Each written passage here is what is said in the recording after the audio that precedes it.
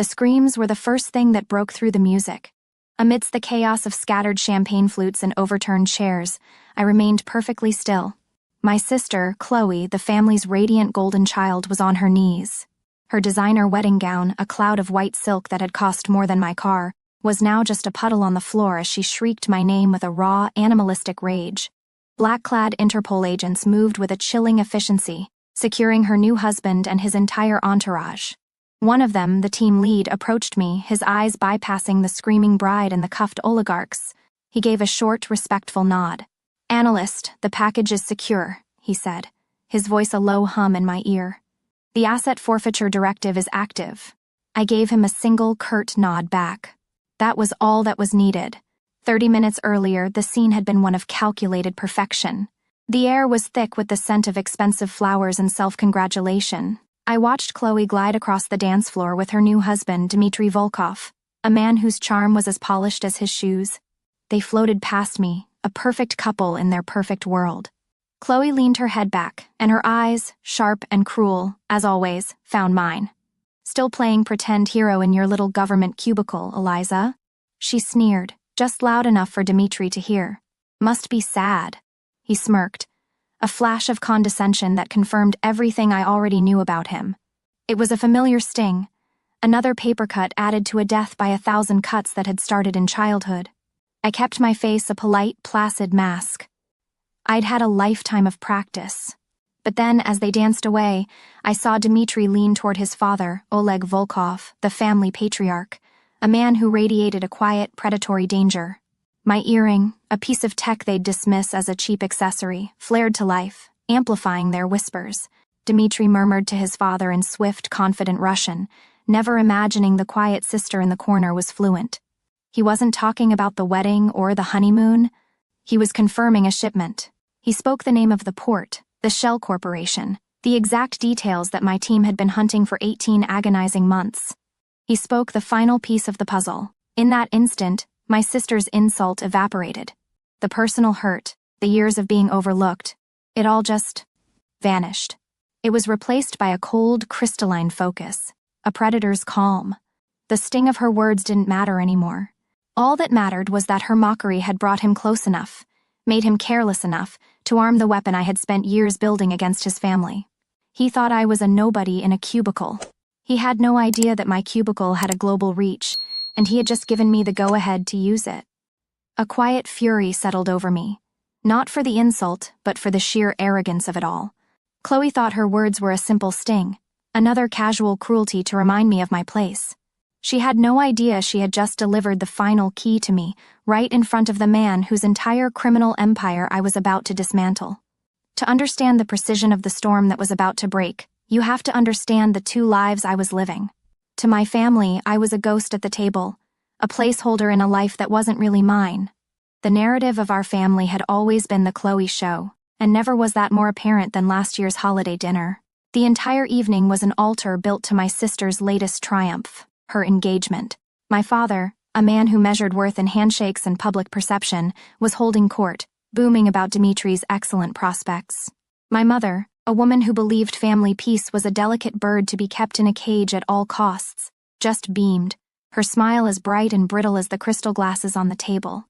They hung on Chloe's every word as she described the weight of the diamond, the thread count of the linens for their new home, the sheer, breathtaking expense of it all. The praise was a tidal wave, and I was just a rock being worn smooth by its passing. After dessert, I tried, foolishly, to paddle out into the current. I cleared my throat and mentioned quietly that I'd received a departmental commendation, a small thing maybe, but it was mine. It was for my work, for my mind. My father paused his story, looked at me, and gave my hand a light, dismissive pat. "That's nice, dear," he said, his eyes already drifting back to Chloe. "But Chloe is building a real legacy. A real legacy." The words hung in the air, and I saw it all laid out in my mind, the internal ledger of a lifetime. I saw the tuition for Chloe's art history degree while I worked 2 jobs to pay for my statistics textbooks. I saw the down payment they gave her for her first condo, while I was told that money is tight when my student laptop finally gave out. It wasn't about the money.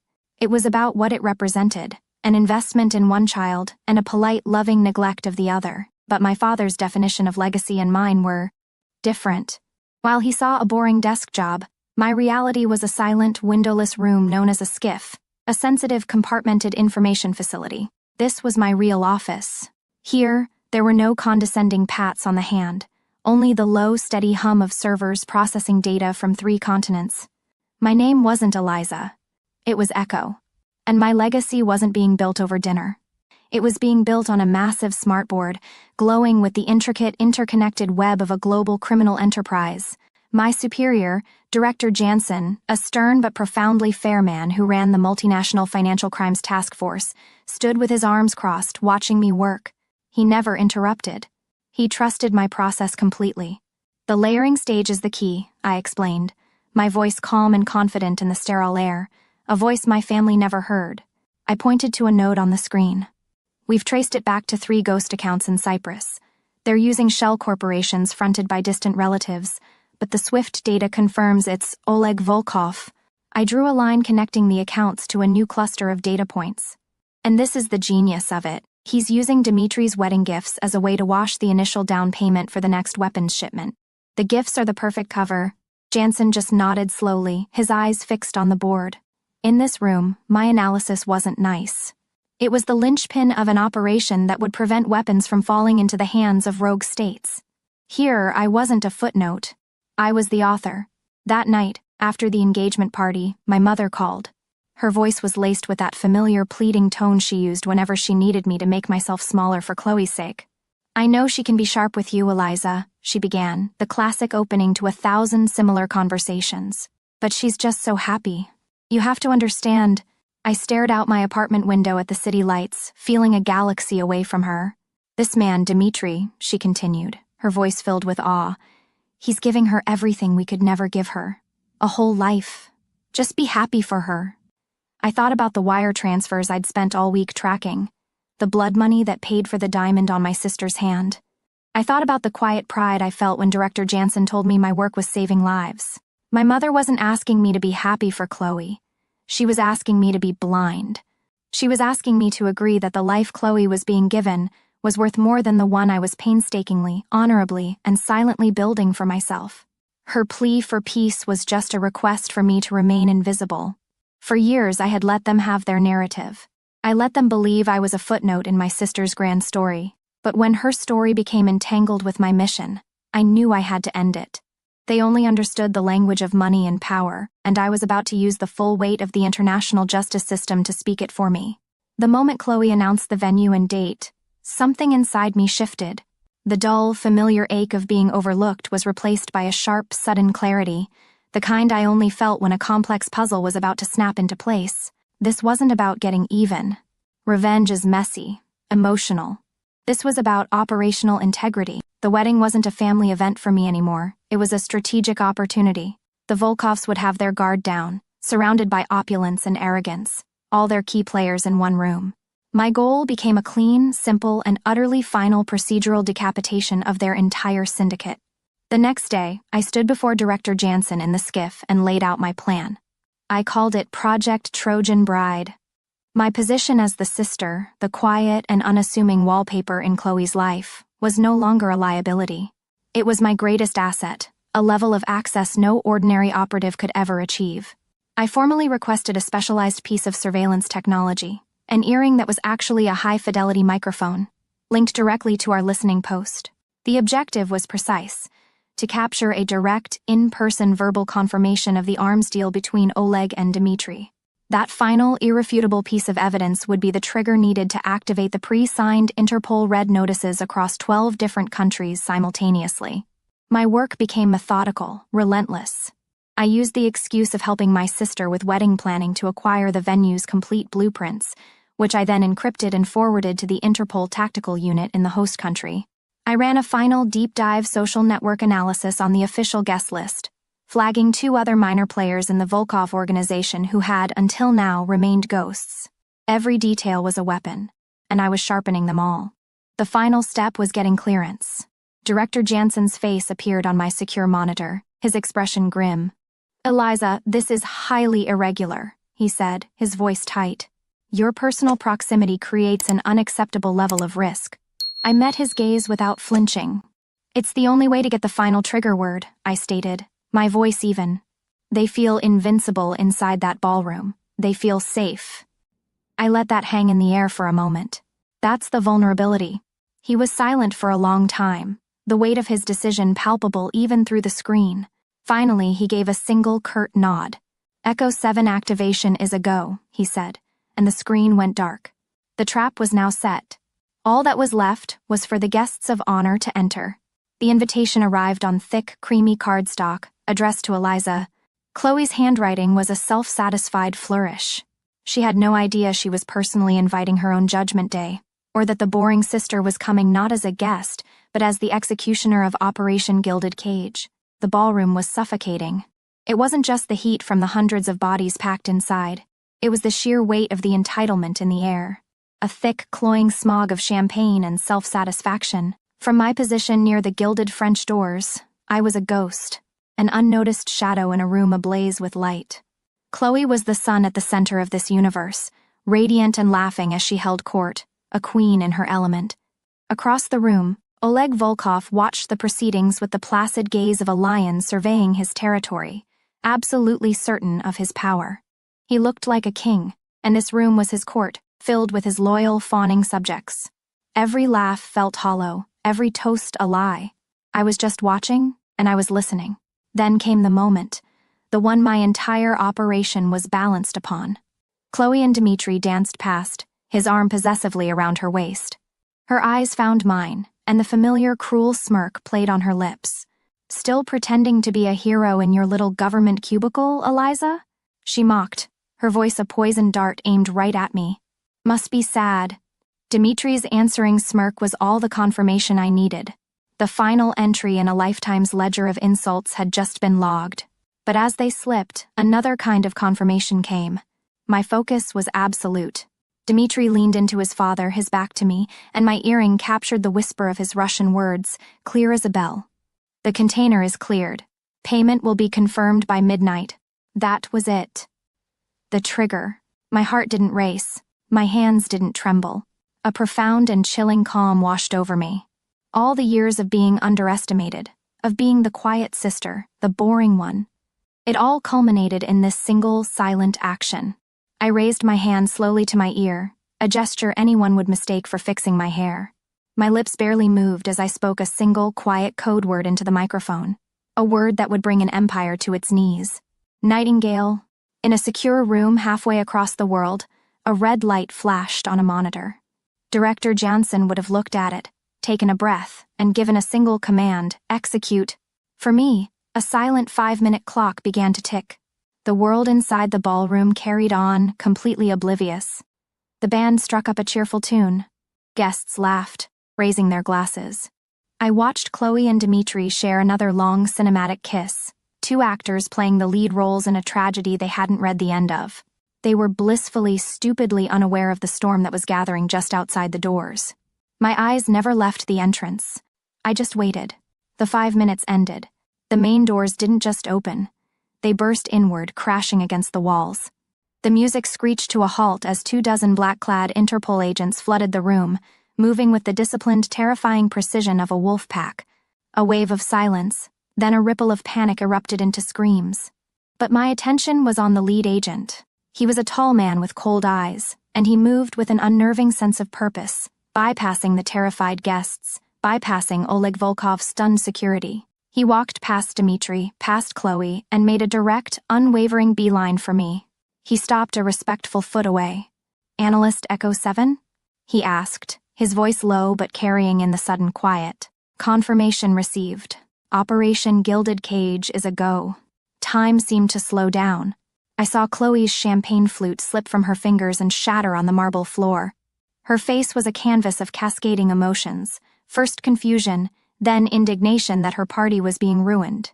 Then, as she saw the agent speaking to me, with a deference no one had ever shown me in my entire life, her expression curdled into dawning, abject horror.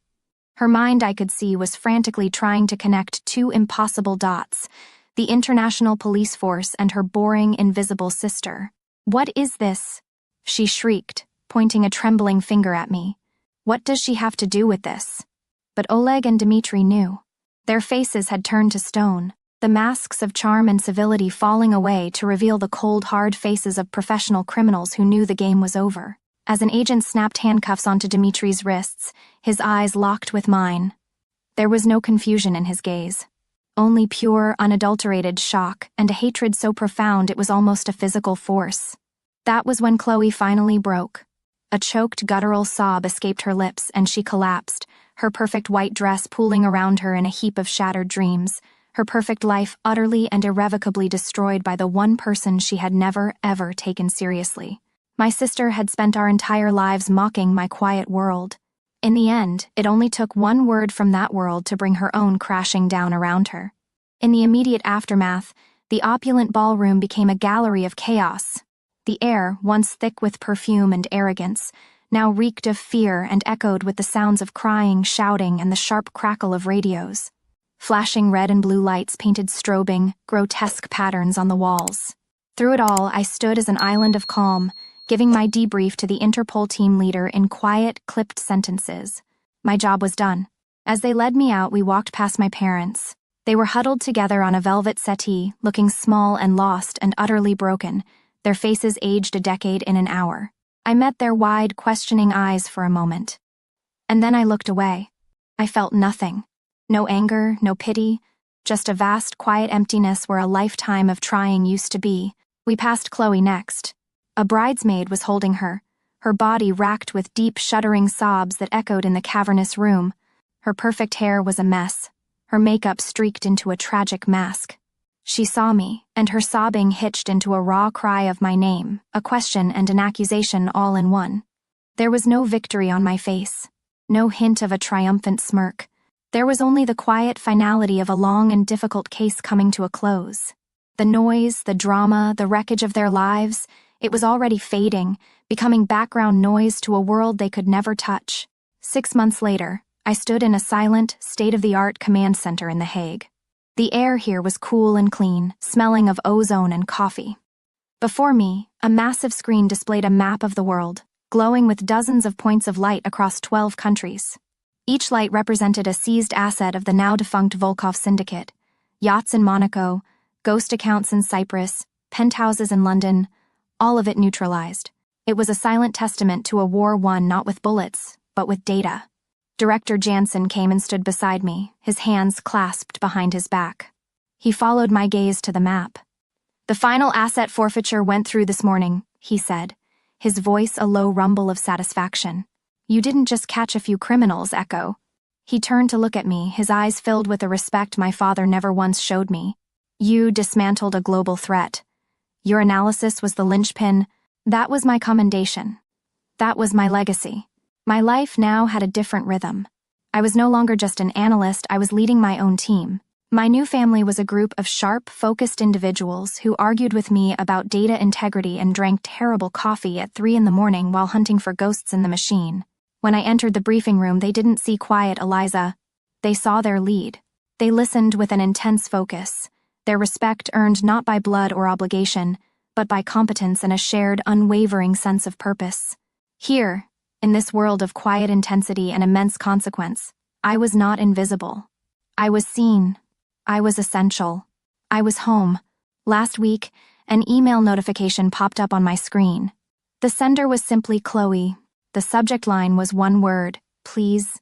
For a moment, I just stared at it. With a strange sense of detachment, I clicked it open. It was exactly what I expected: a long, rambling, pleading message filled with blame disguised as confusion, with excuses dressed up as remorse, and a desperate, hollow apology at the end that was more about her pain than mine. I read the first few lines, my expression unreadable. I thought about the girl on the ballroom floor. I thought of the woman on screen before me, leading her team. They were two different people from two different worlds. Then, with a quiet, deliberate click, I moved the email to the trash and then emptied it. My peace was no longer a negotiation. It was a fact. I turned back to the map on my screen, back to my work. My sister always wanted me to be her fairy tale bridesmaid. She never realized I was the author of my own reality, and in my story, I was never pretending to be the hero. If you've ever had to prove your worth to people who refuse to see it, share your story below.